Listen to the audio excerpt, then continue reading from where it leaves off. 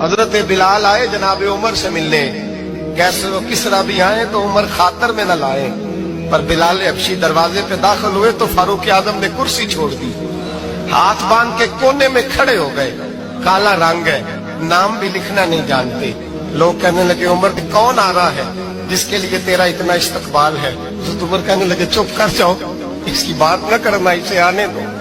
حضرت سیدنا بلال آئے، کہنے لگے امیر المومنین کیا کر رہے ہو؟ فرمایا نہیں چپ کر یار، بازو پکڑا، اپنی کرسی پہ بٹھایا۔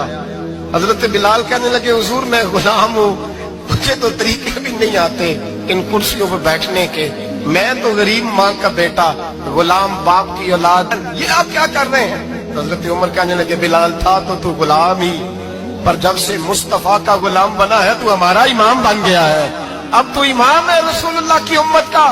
فرمایا وہ مجھے دن یاد ہے جب مکہ فتح ہوا تھا، بت ٹوٹ گئے تھے، بڑے بڑے سردار تھے، اور میرے نبی نے فرمایا بلال سے کہو کعبے کی چھت پہ چڑھ کے اذان دے، تو لوگوں نے کہا حضور یہ سارے جل گئے ہیں، کسی اور کی ڈیوٹی لگا دے۔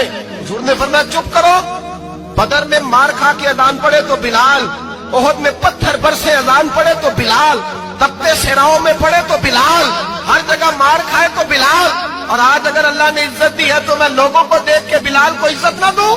فرمایا کوئی اوپر نہیں چڑھے گا، ابو بکر بھی نیچے، عمر بھی نیچے، عثمان و علی، طلحہ اور زبیر بھی نیچے۔ آج یہ حبشی غلام کعبے کی چھت پہ چڑھے گا اور میں دنیا کو بتاؤں گا کہ اصل عزت اسی کے پاس ہوتی ہے جو رسول اللہ کا غلام ہوا۔